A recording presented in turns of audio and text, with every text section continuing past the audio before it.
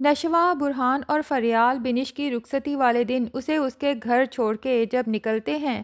تو تینوں ہی راستے میں چائے پینے کے لیے رک جاتے ہیں اور پھر باتوں ہی باتوں میں اپنی آنے والی زندگی کے بارے میں ڈسکشن ہوتی ہے، خاص طور پہ اپنے لائف پارٹنر کے حوالے سے۔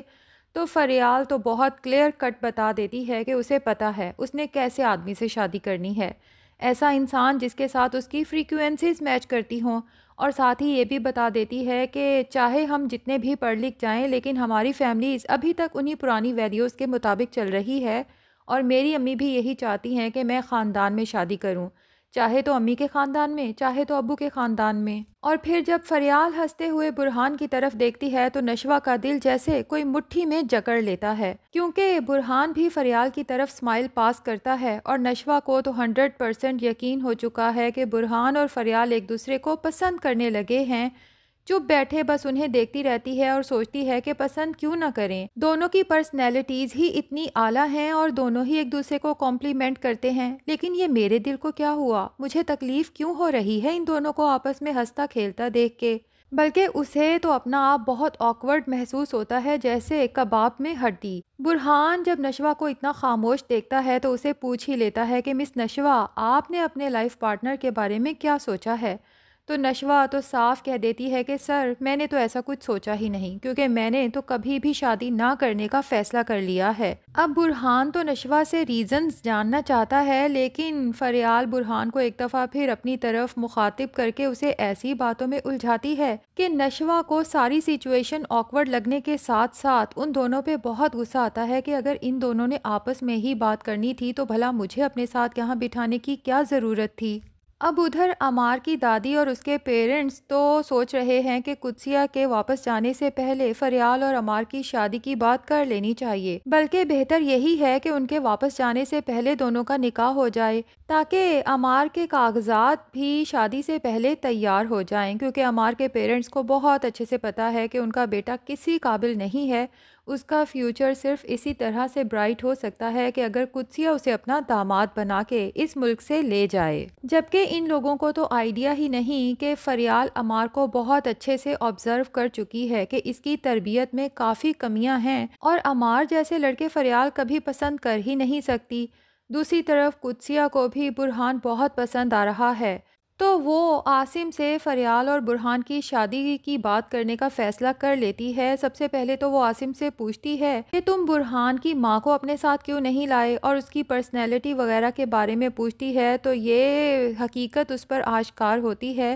کہ عاصم نے تو کبھی شادی ہی نہیں کی اور برہان اس کا نہیں بلکہ اس کے ایک دوست کا بیٹا ہے۔ برہان کی پیدائش کے ساتھ ہی اس کے فادر کو یہ ڈر پیدا ہو گیا تھا کہ دولت جائیداد کی وجہ سے اس کے خاندان والے اس کے بیٹے کا مرڈر کروا سکتے ہیں، اسی لیے اس نے عاصم سے ریکویسٹ کی تھی کہ وہ برہان کو لیگلی اڈاپٹ۔ تو قدسیہ کو اس بات کا اندازہ تو ہو جاتا ہے کہ عاصم بسمہ کو کس قدر چاہتا تھا کہ اگر اسے بسمہ نہیں ملی تو اس نے زندگی اکیلے گزارنے کا فیصلہ کر لیا۔ بہرحال قدسیہ عاصم سے کہتی ہے کہ مجھے تمہارا بیٹا برہان بہت پسند آیا ہے، اس میں کچھ ہے جو باقی سب خاندان والوں سے بہت الگ ہے اور تم سے بھی۔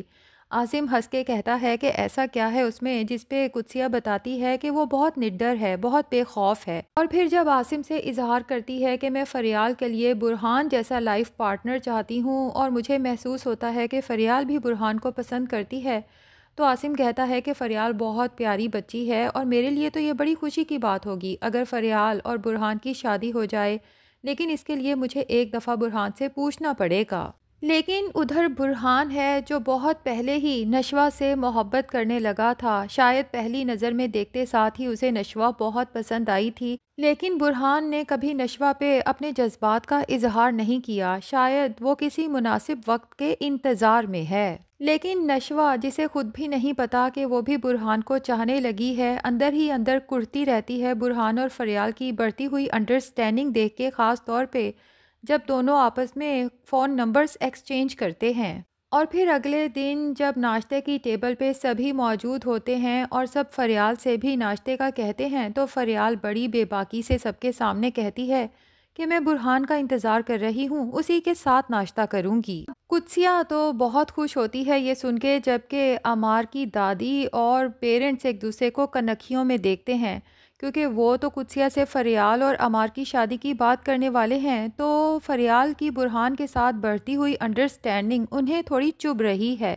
وہیں نشوہ کا بھی کچھ ایسا ہی حال ہے، غصے اور غم کی ملی جلی کیفیت کے ساتھ ڈائننگ ٹیبل سے اٹھتی ہے، برتن رکھنے جب کچن کی طرف جاتی ہے تو خود کلامی کرتے ہوئے کہتی ہے کہ ابھی تو ان کی ملاقات ہوئی تھی، اتنی جلدی اتنی گہری دوستی بھی ہو گئی۔ اب فریال تو برہان کے ساتھ چل دیتی ہے، جبکہ کچھ ہی وقت گزر جانے کے بعد برہان کی نشوہ کو کال آ جاتی ہے کہ میں گاڑی بھیج رہا ہوں، جلدی پہنچیں، کیونکہ ایک کیس کے سلسلے میں کورٹ جانا ہے۔ نشوہ کو تو برہان کا یہ بہت ہی پروفیشنل روکھا پھیکا انداز بہت برا لگتا ہے، غصے میں فون بند کر دیتی ہے، اس کا تو دل ہی نہیں چاہتا برہان کی شکل دیکھنے کا، اور پھر جیلسی میں خود سے ہی بڑبڑاتے ہوئے کہتی ہے کہ صبح تو فریال کے ساتھ گیا تھا اور مجھے اتنی جلدی میں کورٹ پہنچنے کے لیے آرڈر دے دیا۔ اس کی ماں بھی اپنی بیٹی کی بڑبڑاہٹ سنتی ہے تو اسے سمجھانے کی کوشش کرتی ہے